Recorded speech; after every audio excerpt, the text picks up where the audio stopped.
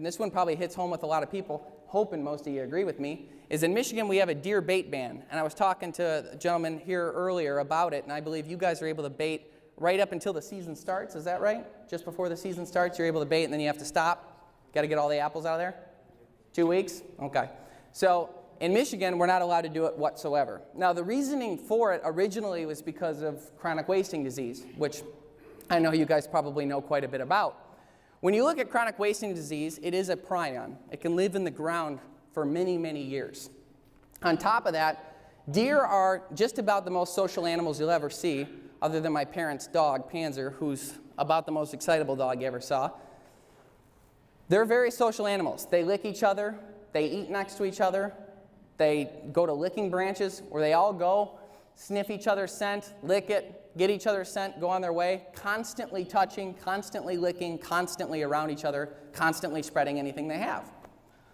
But the Department of Natural Resources decided a bait ban was the best way to prevent them from doing that. And this is the best way that they explained it to me. They said, when you go to an apple tree and you scoop up a bunch of apples and you move them 50 yards, chronic wasting disease appears. It's magic. It's very interesting that they say that. Obviously, that's not true. So, deer eating out of a bait pile is unnatural, but deer eating under an apple tree is completely natural. Deer licking each other is completely natural. The problem is the science didn't add up. Department of Natural Resources and pushback from hunters came all together to fight it, and then they realized, oh my goodness, we have to overturn this. This was as dumb as we thought, because in addition to that, we have a youth camp where we took 14 kids up north to hunt in Michigan. And the way Michigan's divvied up is a lot of people have 10 acres to hunt, they might have 20 acres to hunt, maybe they have 30 acres to hunt.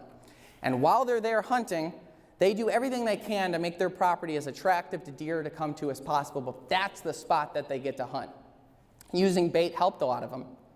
Now they can't do that. I took 14 kids up one year, and we had 13 successful deer hunters, and I swear that 14th kid had all the chances in the world. 13 successful hunters, the year before they made the bait ban go into effect. The very next year, we took those same kids up. I made mock scrapes with the fake synthetic stuff because that's all we could do. And we did everything we could to put the kids in the right spot. We got out of the blinds, we moved, we did everything we could. We harvested 1 deer. The following year, I could only get 4 kids to come. That's what happens when you make laws that don't make sense and kick hunters out of the industry. And that's what we're seeing in so many ways. We're not allowed to dove hunt in Michigan. And all of these stories come together with one message, is that as hunters and fishermen in this room, we all need to stand up and come together. We need to voice our opinions. We need to go to City Hall when it matters.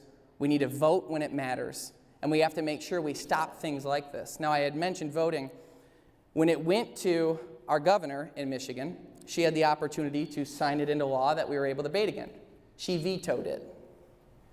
I asked her how many days she spent in the woods, and I bet you know the answer. 0.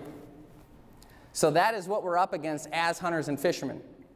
Anytime we're using feelings over facts and make brash decisions that can be bad. And everybody in here has a responsibility to not only inspire the next generation, take a kid out hunting and fishing. Take a teenager out hunting and fishing. But even more importantly, possibly, is take a dad out that doesn't know how to hunt and fish so he can take his kids out too. Get the women out in the field. My girlfriend, the one who surprised me here today, I think she came because she knew I might be talking about duck hunting. And now that's her favorite thing to do. She had never spent a day in the field, and she's obsessed with it. Now she's buying hunting and fishing gear. And inside that hunting and fishing gear is a self-excise tax that goes back to conservation once again, which is so important.